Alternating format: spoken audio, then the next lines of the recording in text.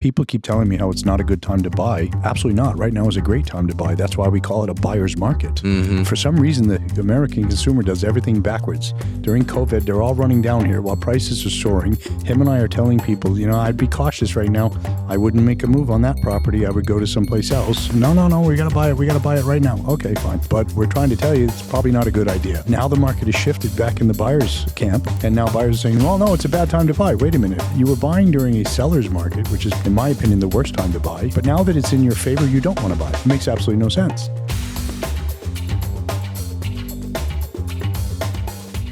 Chris, Adam, welcome to the show. Hey, buddy. How are you? Good. What is happening in the national market in real estate? People are freaking out. Well, there's been a lot of changes last year, July. They voted in some changes last year, July 24. They took effect in August 15th of 24. Two major changes took place in the real estate industry nationally.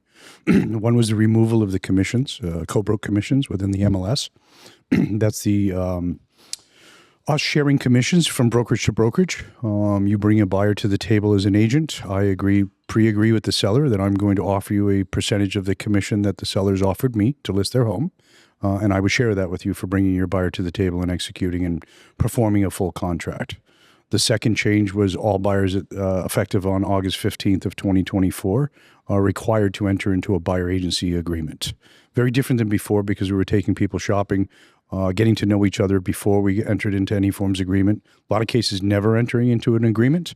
Now everyone is required to enter into that agreement. So it's been a major change. Who loses the leverage in that first example that you explained?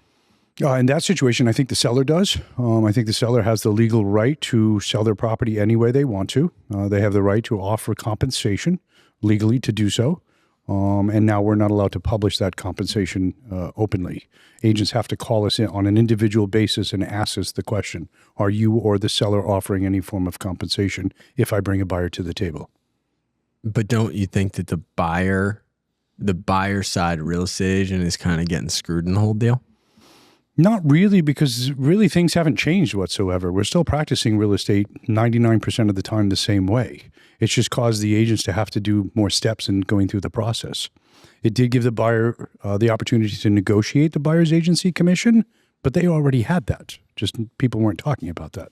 We do it all the time. Interesting. Adam, do you have any rebuttal on that or anything that you think is how is it shifted in your day-to-day in terms of that being in effect? Well, the day-to-day, you got to do a little bit more. There's a little bit more work behind the scenes. Not everybody really knows all the work that goes into helping a buyer or seller. So, now there's no disclosure of what a buyer's agent is going to get paid. We have to, when we represent a buyer, we got to do a little more due diligence, meaning we're going to do the proper paperwork, the buyer's agency agreement and all that fun stuff, but we also have to reach out and find out what's being offered from a seller's perspective too, because the majority of what we're still dealing with, the paperwork has changed, but some of the practices stay the same in a roundabout way. But you do have to verify it, because if not, then you got to cover yourself on that. Does this not make it much harder for new fish to get into the pond of real estate? As far as agents? Yes. No, I don't think so, because they can learn it right out of the gate. I think it actually affects the older people in the industry, myself included. Been doing this 33 years now. I've seen a lot of changes throughout time. This is just another change. But the old farts like us that are still in the business will like to hold on to our old ways. And I think those are the people that had the biggest struggle in the changes. I think that there's no difference in the way we're practicing real estate today, but as Adam said, it's more, we have to go through extra steps at this point in time. So the seller now doesn't get that, finding the perfect match. On a buyer side, I always felt bad for you guys in this sense. Buyers are some of the worst. My mom is one of them. I love my mom. I know she's probably listening to the show right now, but hi, Mom. She is she is the real estate agent, but the real estate agent doesn't know. So she'll have a buyer's agent just go take her shopping. You know what I mean? Mm-hmm. 10 listings, whatever. And then she'll go, show me this one. I want to see this one. And then in some cases, obviously she doesn't want to deal with the paperwork. I want to get into that. There's this stigma around real estate agents, you guys get dogged in the world of like, you know, All the time. all the time. Why do you think that is? I'll let you start with that one. I'm going to go on a rant if I do. Oh man. Well, I think it starts from the beginning of how they're taught. So if you're not taught correctly out of the gate, you're not going to be able to advise correctly. And as a buyer or seller, okay, you need to really take a look at who you're hiring and ask certain questions, because ultimately you're helping people. You're trying to bring as much information to people to make huge life decisions. And if you don't know how to, if you haven't done that enough times, it's not an easy thing. We're not selling paper clips here, you know? So, so it is what it is. So you gotta know what you're doing. And we've definitely picked up the ball from multiple different spots with certain people that have had bad experiences, but I don't think it has to be that way, but I just think it's a hard thing. It's a lot of it's not taught correctly. What are the questions that buyers or sellers should be asking their agents right off the bat? Well, your experience level and what you've done, first of all, but also as an agent, you need to ask, the big thing is the why. Why are we here? What are we doing this for? We all know you want to sell or buy. Okay, that's awesome. But there's factors that go into that. There's scenarios. Every real estate deal is circumstantial. Everybody's circumstances are different. And until you understand what those circumstances are, you can't tailor the right plan for that client. Interesting. And that's really part of it. From a buyer or seller's perspective, do your due diligence, you know, find out if what you can about who you're bringing into your house to take a look at it. But the agent's got to be a little proactive too. And I think it's very important now that all consumers, both buyers and sellers, they really need to interview their agents and find out their background, especially for buyers, because they're now being forced to sign a contract with an agent. They're going to be attached to that agent, and most of the time you know them less than 24 hours. So I think it's very important that consumers, more than ever, interview their agent, learn about their background. You know, using Adam and I, we have over 40 years experience. We've completed over 500 transactions together. Yeah. I've done almost 2,900 transactions now in my career. We've pretty much seen everything possible, I think, at this point. Well, I mean, I get stumped. I still get stumped. There's always those aha, oh my God, how did this happen type of situation that happens still. That's what's cool about this business, the wild and crazy general real estate business, is that everything is different a lot of the times. But another thing that to add on to what Chris said, there's the contractually, how to navigate the contracts is very, very important. How so?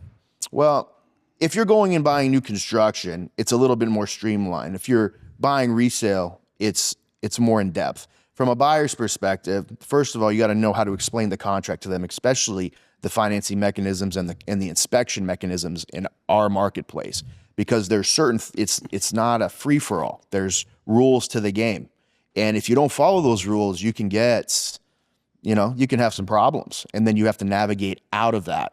What you want to do is you want to, when we pride ourselves on from a service perspective and experience, is that we want to take that brunt of all that on our big shoulders and make sure that it's as carefree as possible for that client. But it's an important step. What are they like? Give me an example of what a tricky situation that a buyer or seller might be walking themselves into that wouldn't be otherwise handled by a less experienced agent or explained.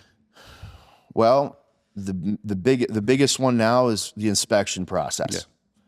Yeah. And specifically to roofs. Let's just use that as a example. Our insurance environment has changed here. The roof subject is always a hot topic when you're looking at homes of a certain age. So depending on if you're on a standard contract or an as-is contract, you're going to have on a standard contract, which, that brings the buyer and seller together, meaning they have to engage each other. It's not a free-for-all where I can just cancel either or can just cancel, right? So, for instance, if you think cracked tiles or cracked roof tiles are a talking point on a standard contract, well, I would read the fine print, because that's not the case.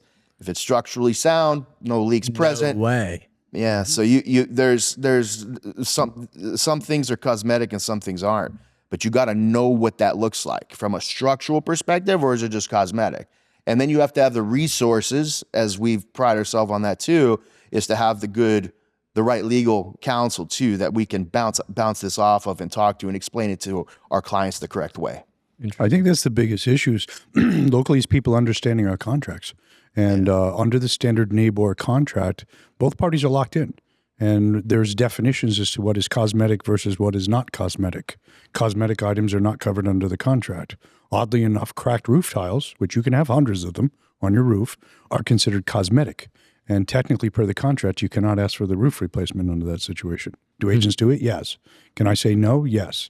If you said try to pull out of that contract, can my seller keep your deposit? Potentially. Yes. Because the contract has, as Adam put it, the boundaries in place to keep everybody in the game.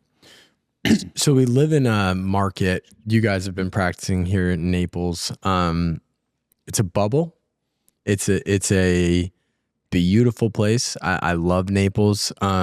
I'd be interested why Naples? Why is this such a interesting market for both practicing real estate and buying and selling real estate? Well, first, it's paradise. I think anyone that lives here knows that. Adam and I refer to it all the time as an extremely special place. And it really, really is. It's one of the wealthiest counties in America. We have one of the highest price points in America. It's a true luxury marketplace. The average price point for most of Naples is $1 million plus. And we have such a unique environment here. As you said, it's a bubble. You and I've talked about this on several occasions off camera, where it's just a very unique place where like-minded people have come together. And we have some very special people here. A lot of entertainers come down here. A lot of retired athletes come down here and just blend into the mix. You can see them out and about on the streets on a regular basis. So it's a very unique place. Weather is something that everybody enjoys here. Home of pickleball. So there's a lot of tennis, golf. What do you like to do? We have it here. What would you add to that? Yeah, I mean, I had the opportunity. My family, my dad had the bright idea of moving down here in around 89, 90. So I got the opportunity to grow up here. Went to elementary, middle school, high school. Went off to college. Moved back when I was 25. I've gotten to go a lot of places in my time, and every time I come back here, it just, even now when I leave and come back, if I go on a trip or whatever, it just feels like home. It's just as I said, a very special place. If you just look around, and yes, we have gorgeous houses and we have gorgeous golf courses, but if you just look at the details, the landscape, the roads, okay, all the planning that goes into these developments and how they do it, as growth happens, sometimes that gets painful, but we get past it. They do a good job with that. And just, you start from the little stuff and then you work yourself into the real estate, the great place to raise a family, the sports for the kids, all kinds of different things that are great here. I yet to say that I've found a place better for myself. Yeah, so, and I think that's the thing that most people, when they come down here, they realize. The thing that I love when you're talking about the details is like something like local parks is so missed on from the maintenance, from the landscaping, from the fact that there's no bums sleeping on the random, sidewalk, or the random bus stop or whatever. Like, you have this ability here where it feels like you're in, I use utopia lightly, but like a very utopian, high end, very curated area. Yeah, I think you said it right. Kind of like a the in a way, but and the other great thing about Collier County in general is just you're never that far away from anything.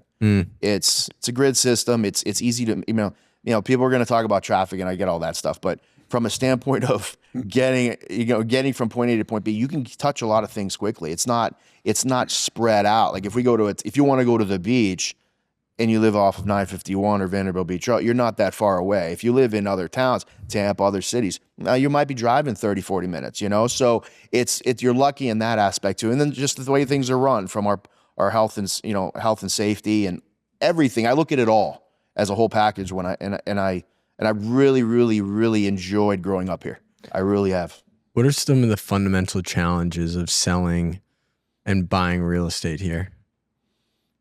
Well, we're a cyclical market.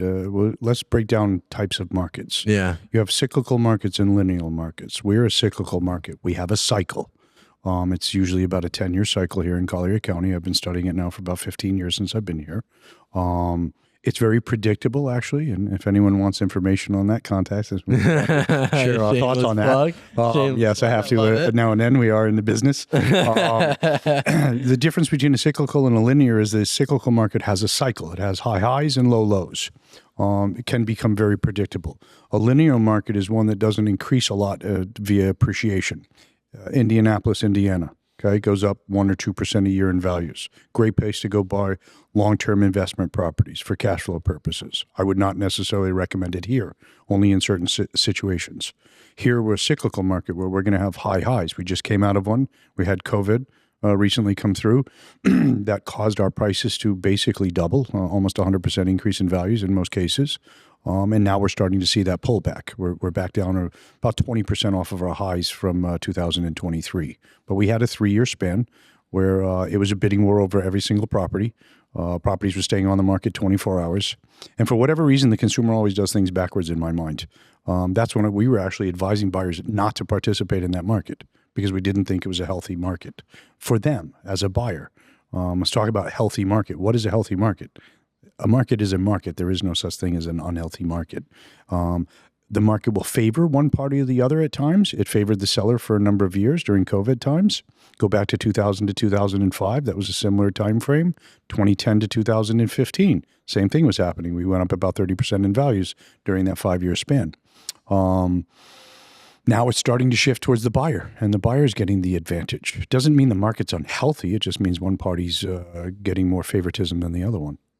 What is the biggest misconception for anybody trying to participate in the market? There's a lot of, there's a person that I know that has been trying to sell their house for a while in Vanderbilt. And I mean, when they listed this place, it's a great house. It's an awesome house. I love it. But they listed it at a price tag that I was like, whoa, that's a lot of money for that type of property. Granted, I get it.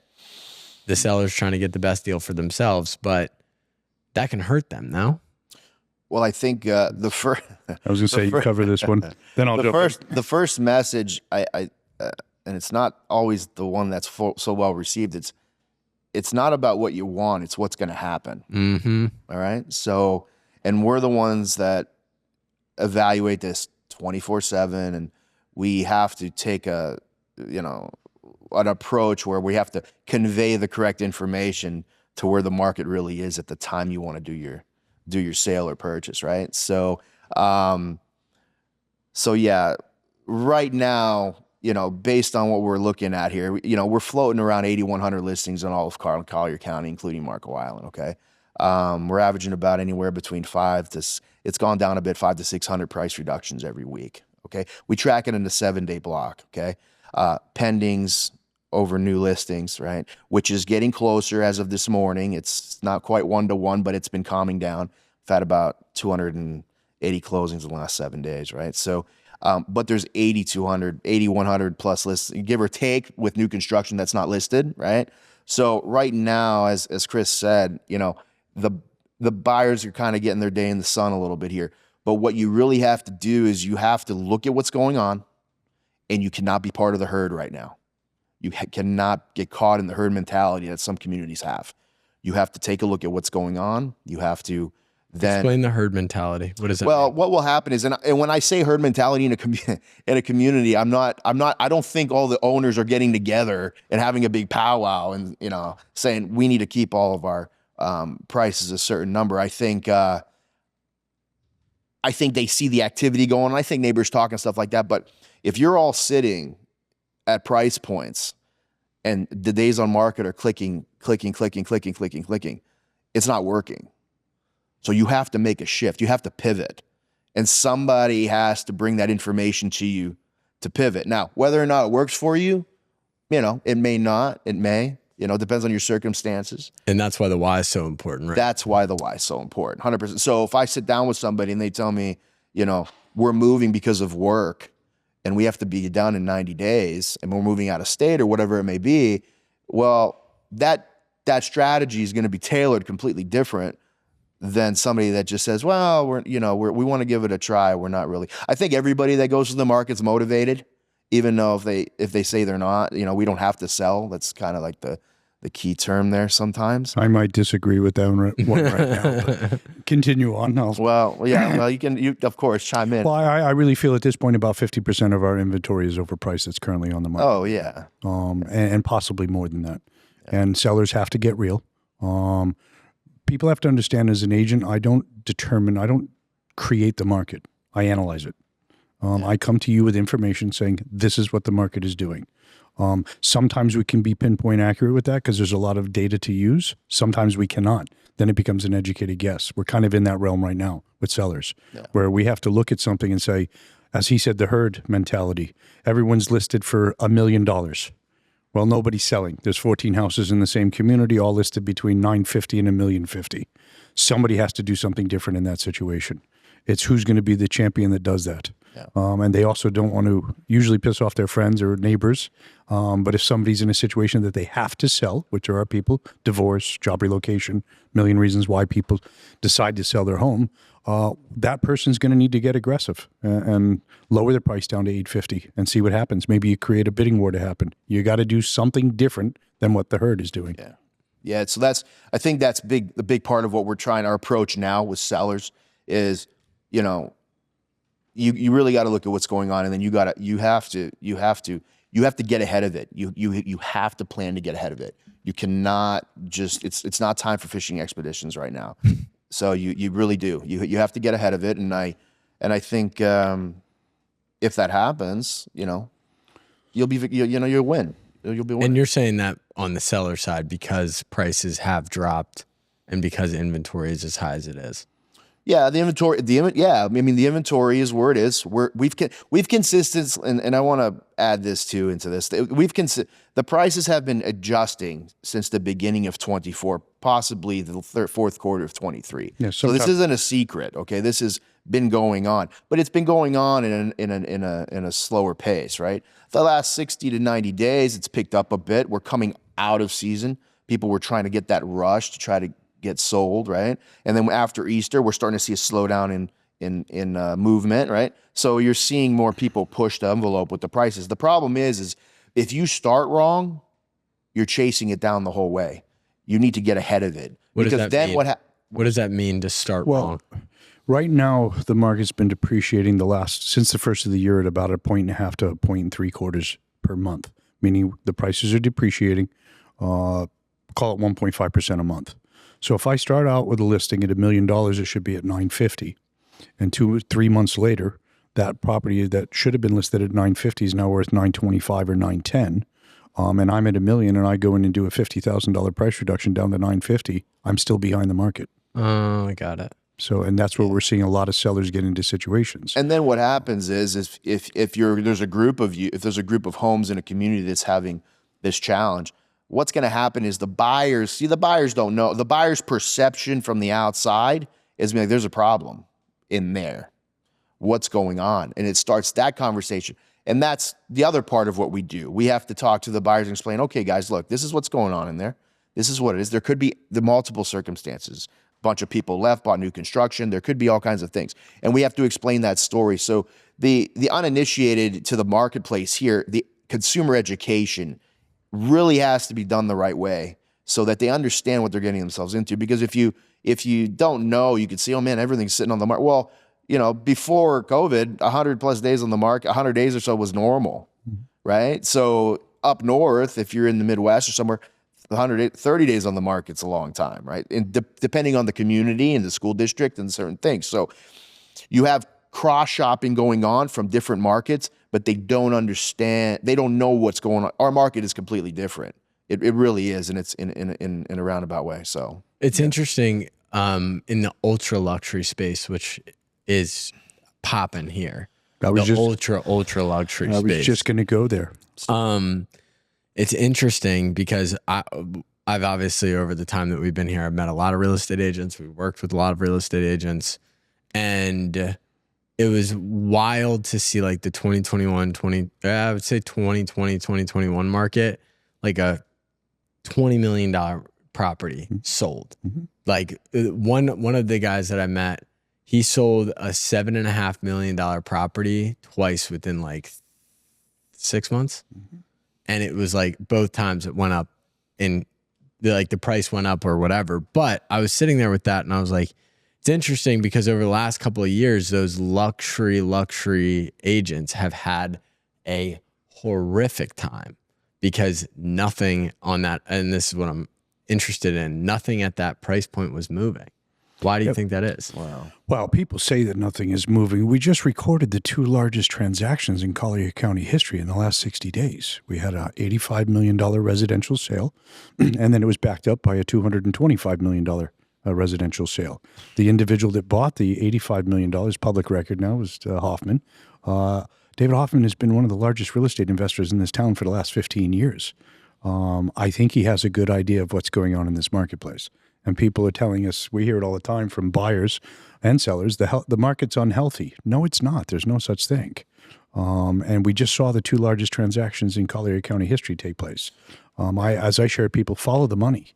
You want to know what's going on in the market, follow the money. It's the golden rule in all business.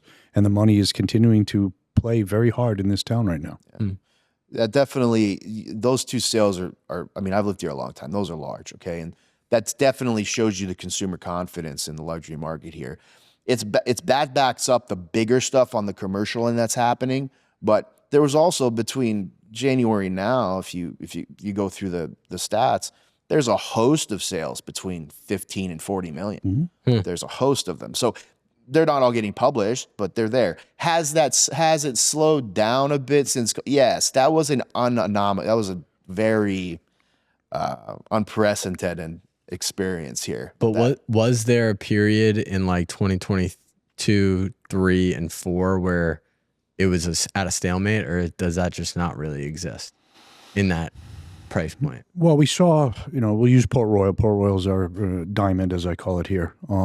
That is our top-end residential real estate area. From 2021 to 2023, I'm guessing somewhere 40 to 50% of the homes turned over ownership. So when you have that many homes turn over ownership, there's no more sellers. They don't want to sell. They just bought the vast majority of them. Yeah. And a lot of the people that own in Port Royal never plan on selling. They're hereditary properties. They get transferred down from family member to family member. So when you have that kind of turnover in any community, you're going to get to a point where there's a stalemate and there's no transactions taking place. It's also going to cause prices to go up, which we're also seeing that starting to take place in the ultra luxury right now. As prices are actually increasing. That's why we had those 2 record-setting transactions that took place. Yeah. You have micro markets here in the Collier County based on price point. Adam and I always study things based on price point, and different categories are doing different things right now. He just did a study the other day on the 2 hottest markets in our marketplace. I believe were between 3 and 7. You tell me, what was that? No, it was combined from 5 to 800,000. So it's broken down 5 to 6, 6 to 7, 7 to 8. That's leading the charge. And you have properties falling, into that category. If they were at 850, they're now, Then the single leader is 2 million and up. So that goes to show you what's going on that side of town, in those price points. Okay. So, that tells you a lot about what's going on here. So the big stuff's moving. So those folks have confidence and are still coming and are more than happy to do so. And you're seeing adjustments in that market too. There's prices have come down, so they're getting it done. And you got to remember too, historically in Collier County, in Naples, that market before where we are now, the last 5-6 years, Naples has changed a considerable amount on a national scale, the notoriety it's gotten, and the national brands that have been moving in and are coming into town. So it's changed. But those homes used to take a year or so to sell. It wasn't uncommon back then. So if anything, it's been a little bit quiet, but it's quieter, but it's moving much more than it has historically. Selfish question. What's the Vanderbilt Beach market doing? That's my dream location. What can I expect over the next 12 24, My first question is single family home or condominium? single family. Okay, that's two different marketplaces. Okay, yeah. So if you're thinking of where the bridge is on the on the canal side, On the canal not side. the beach side. The Connors area. Yep. You want to jump on that?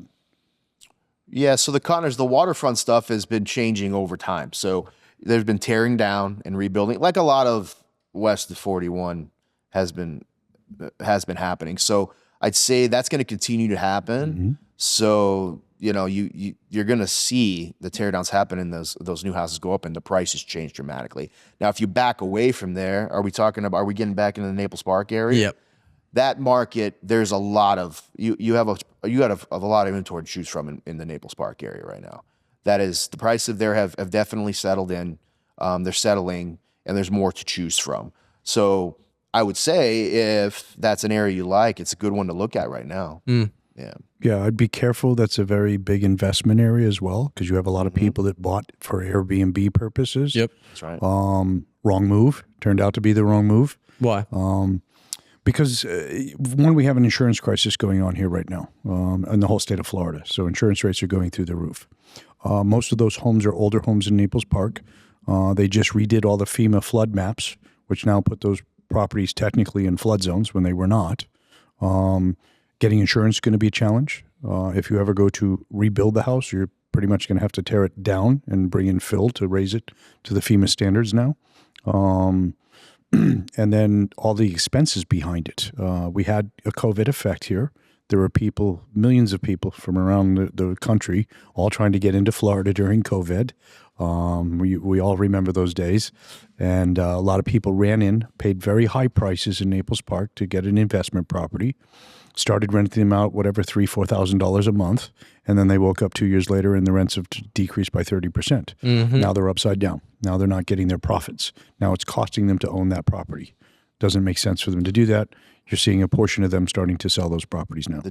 The juice isn't worth the squeeze. They jumped in too fast when the prices were too high for in there. You got to remember those are some of the oldest houses in Collier County. So you got the little bungalow houses, the old Florida houses, stuff like that. Every street's different there. You can see, Well, I love that. the southern end is getting rebuilt. The middle is what it is. The north end has still got a ways to go, right? So you're going to have that mismatch going on for a long time. And as Chris said, there's people in there that own a host of homes individually. So you don't really know where that's going to go.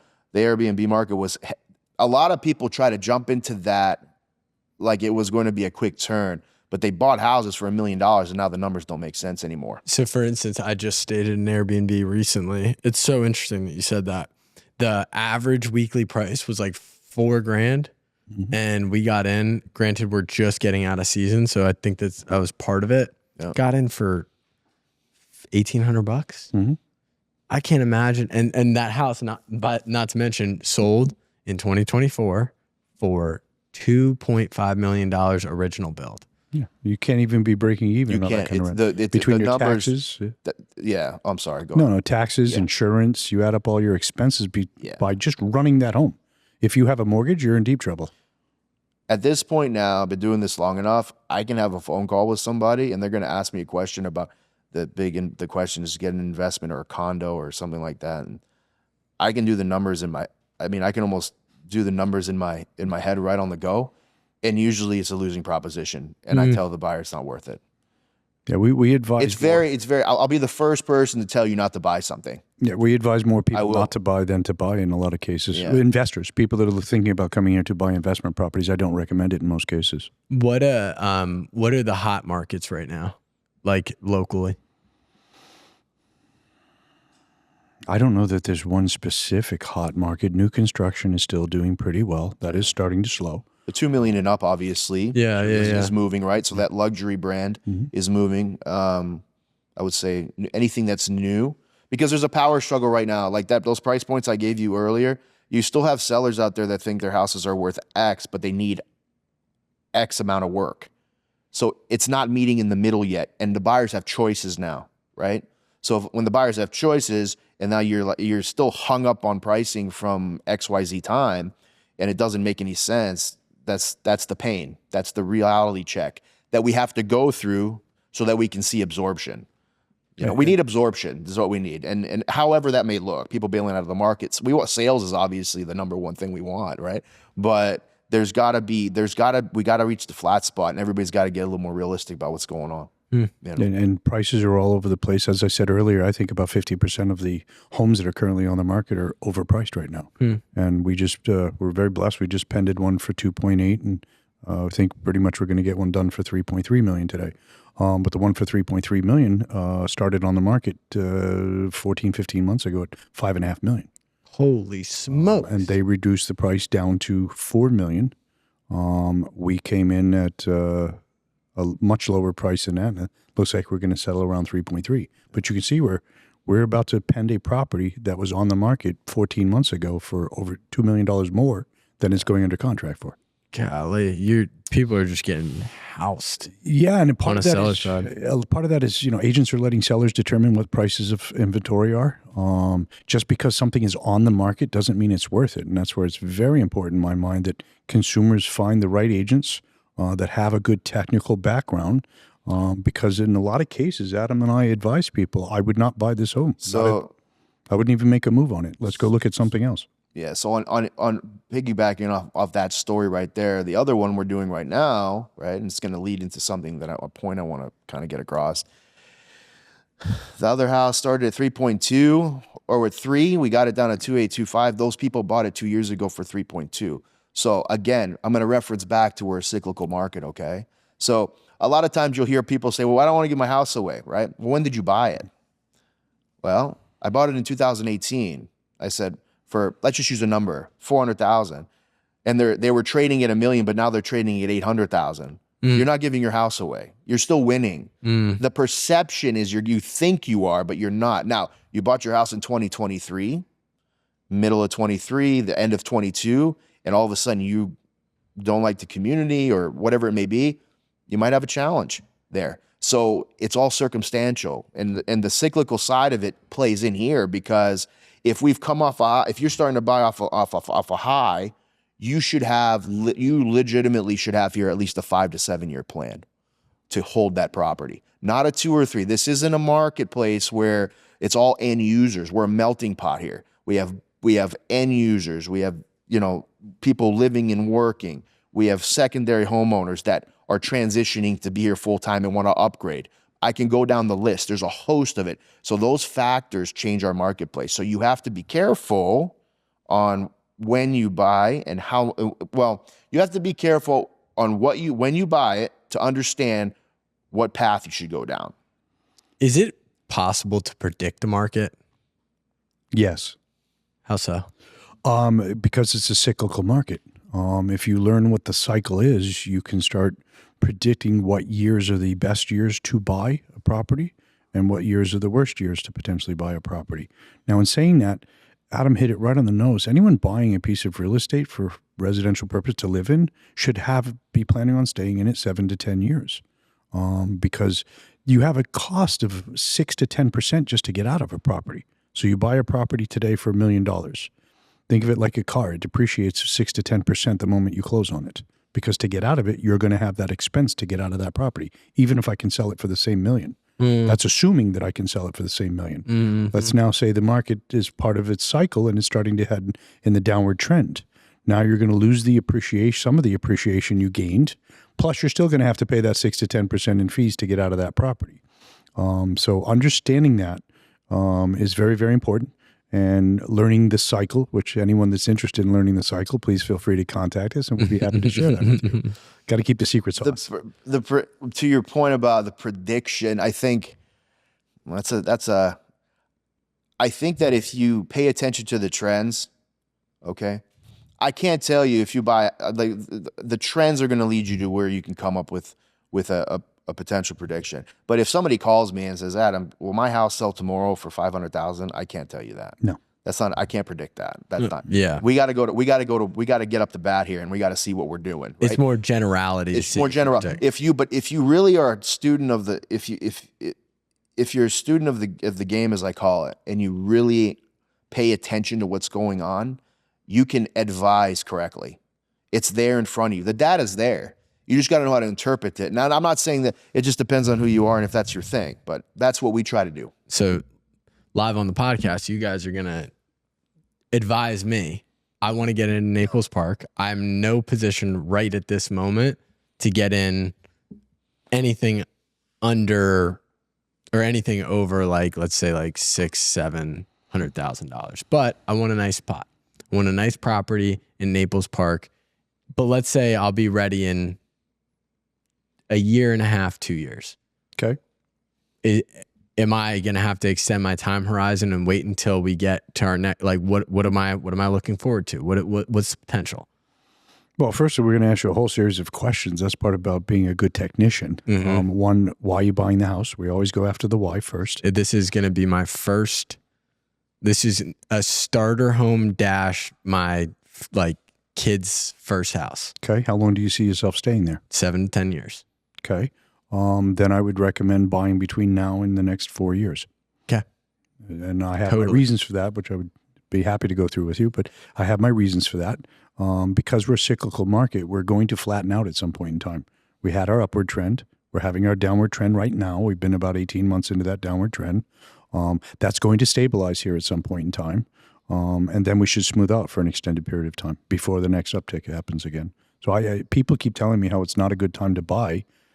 Absolutely not. Right now is a great time to buy. That's why we call it a buyer's market. For some reason, the American consumer does everything backwards. During COVID, they're all running down here while prices are soaring. Him and I are telling people, I'd be cautious right now. I wouldn't make a move on that property. I would go to someplace else. They don't listen. No, we got to buy it. We got to buy it right now. Okay, fine. I'm here to service you, so I'm going to follow your instructions, but we're trying to tell you it's probably not a good idea. Now the market has shifted back in the buyer's camp, and now buyers are saying, well, no, it's a bad time to buy. Wait a minute. You were buying during a seller's market, which is probably, in my opinion, the worst time to buy. But now that it's in your favor, you don't want to buy. It makes absolutely no sense. Hence why you see the luxury market moving, right? Because they know, they're like, okay, there's other challenges. Let's pivot back over to real estate. Let's take a look at what's going on, right? And some of those folks are not hindered by the day-to-day challenges of other buyers, right? But again, they know that it's time to move in, right? So as Chris said, they have, I never thought about it like that, but yeah, they somehow have it backwards. They do it backwards. When the emotions are high, they're all running in, and then when everything's dust settles, they don't want to. It's like you don't want to touch it with a 1,000-foot pole, right? Kind of thing, right? Everybody puckers up. They get a little nervous, right? So. I think right now is like the biggest fear porn. Everybody's scared of everything right now. It just macroeconomics wise, and that affects obviously real estate transactions. 100%. You know my background in human behavior. We've taught it. We've done other podcasts on other subjects, so I'm actually glad we're getting to do this one. Yeah. Part of the reason I studied human behavior was for that exact reason, because I continued to see the consumer do the direct opposite of what I thought they should do as a real estate professional. They're buying in a seller's market and they're not buying in a buyer's market. It makes zero sense to me. So that's why we decided to name our team the Experience Group, because we want people to have the best experience possible and to be truly an experience for them. And very important to hire somebody as an agent who has a extreme technical background, in my opinion. And we'll go through and do the full analysis on every single property that somebody's interested in. Take some time. People are talking about interest rates right now. They're up there. They're at 7% or a little above right now. There's a phrase, date the rate, marry the property. Can hold true, but you have to be careful with that, because I can't guarantee you when interest rates are coming down. And you need interest rates to drop a full point before it makes sense to even consider refinancing. Yeah, and you got a host of sellers out there that are in that 3.5-4% interest rates that they're just not going to sell. There's just not going to. So there's multiple factors here, right? So certain inventory is not on the market because of that, right? And then those people don't turn into buyers again, right? So you have those people that are froze up a little bit. They're DY and they're getting their houses fixed up. They're renovating. They're still doing that's still happening, right? Because they don't want to leave that rate. I mean, I know some people that are at 2.5%, 2.2%. I mean, that's almost free money. That's it's unheard of, right? 5-6%. I think 7% has been like the national average for a long time. I mean, this isn't uncommon, but the cost of a lot of other things have gone up too. So, How do you navigate the insurance crisis? That's a great question. Carefully. Very carefully. You have to really analyze the property. Roofs are the biggest issue I find right now, where there's a lot of homes in this town that have 20-plus-year-old tile roofs on them. Technically, Crazy after Ian.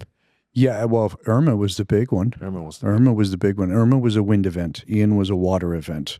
Irma is the one that caused all the damage to the roofs in this town. That was 2017. Okay. And we're just about now to where the roofs have been, most of them have been fully replaced. It took a good 7-8 years to get to that point. But a lot of those roofs needed to be replaced because of what they call lifting. It's a technical term. But there are still homes that survived Irma, have that 23-year-old roof on it right now. And it's going to be a problem for the sellers. Buyers are going to come and try to negotiate that. And that's where, as a buyer, this is where our technical skills, I would not put you on a standard contract. If you were coming to me, you said, Chris, I like that property. One of the first things Adam and I are going to do is look at the property, go to permitting. When was the roof done? Oh, look at that. They haven't done it. It's 22 years old. Then we're going to advise you as a buyer, let's go in on an as-is contract. It's a different contract than the standard neighbor. We have our logic. And then you can... Now we have the ability to negotiate. When I'm on an as-is contract, I can ask for anything. Doesn't mean the seller has to do it for you, but it gives us the opportunity as a buyer to ask for it and then make a decision. We can negotiate price from there during the inspection process. There's a lot of things, gives us maneuverability as a buyer. From a factual standpoint, as is doesn't mean as is. You can negotiate. We've done it plenty of times. But what it does is it gives both parties the opportunity to separate without a big struggle if they're not happy within a time frame, right? So nothing's unreasonable to ask for, but you have to, it gives you a free look, as we call it, in a way, but you're locked in. I mean, you're under agreement and we got to go through the process, right? But it allows you to step away if you don't feel comfortable, because it happens, right? 20, 25-year roof, depending on how big the house is, could be a $50, $60, $80,000 cost, right? And you might not have to do it right now. I want to be careful. The roof might be completely fine, but down in the eyes of how the insurance world looks at it right now, we have plenty of great insurance colleagues that we deal with, and we're constantly educating ourselves as much as we can. And obviously, we obviously always advise, go speak to your insurance professional to back up what we're kind of the foundation we're laying here, right? But yeah, from an as-is, that's one of the routes you do in that situation. So it really depends on each. Adam said it best earlier. Each transaction has a life of its own. It really does. And we will look at each situation individually, then select the contracts we feel are most appropriate and recommend them. It's not we don't choose them. You as the buyer would choose which direction you want to go in. We just make recommendations. What kind of real estate? You guys have said this. You guys are technicians. Mm-hmm. What other type of real estate agents exist in the market? I call them runway models. What is the potential reservations of both sides? Because obviously, if you guys are technicians, if we're going to be unbiased, there's two different sides of the coin. So explain to me. Well, I don't think as I call them, runway models are bad people or they're bad agents. They just don't take the time to fully teach themselves all the technical aspects. This is a very technical industry. And they don't take the time. And usually to me, that's poor leadership on the brokerage level, where they're not getting the training that they need and they should have to become really skilled technicians. Good people, but can't always give the best advice to the consumer. So that's why I say to consumers, you really need to interview agents. I would recommend talking to 3 or 4 at least before you tie down into an extended contract with somebody. Because once you're under contract, you're now married to that person for the length of that contract. Some buyers agents are requesting 3-month, 6-month buyer agency contracts. We do things very differently in that aspect. We do each buyer agency contract when you sign with our team is individualized. It can be for a day. It can be for a specific property. Maybe you're only in town for 4 or 5 days, so we signed a 5-day buyer agency agreement. As I say to people, we're going to date before we get married. And I think that's fair to them and fair to us. How do I know that you're a buyer who's serious about wanting to truly buy? You may take me shopping for the next 10 days and waste my time. I don't want to get married to you for 6 months if you do that to me. And vice versa. You may not like my personality. I'm not designed to service every person on the planet. And that's okay. I'm okay with that. If you want somebody who's got good technical skills and knows the game, then we're probably a good solution for you. As Adam and I say, you get two agents for the price of one. Yeah, So that's right. You're always working. We run a team. It's currently 4 people on our team. But every transaction, you're getting 2 agents on at all times. That way, there's always a check and balance in place for our consumers. Nothing gets very little. I mean, are we perfect? Of course not. But very little slips through the cracks. And we make sure we dot all our T's, pull the permits. Has all the permits been taken care of? Things that should be negotiated on the front side rather than becoming a problem on the back side. Yeah, that's another challenge. A lot of people come from other areas where you can negotiate through the process. Here, what you really want to do here is negotiate as much on the front side because there's not a lot of wiggle room in between, right? So you got to know, how that works, so. Well, guys, I learned a lot, and I think the audience did as well. I appreciate you guys coming on. Cool. Appreciate you. Always a for pleasure. having us. My first time. Thanks for having me on. Yeah, absolutely. Yeah.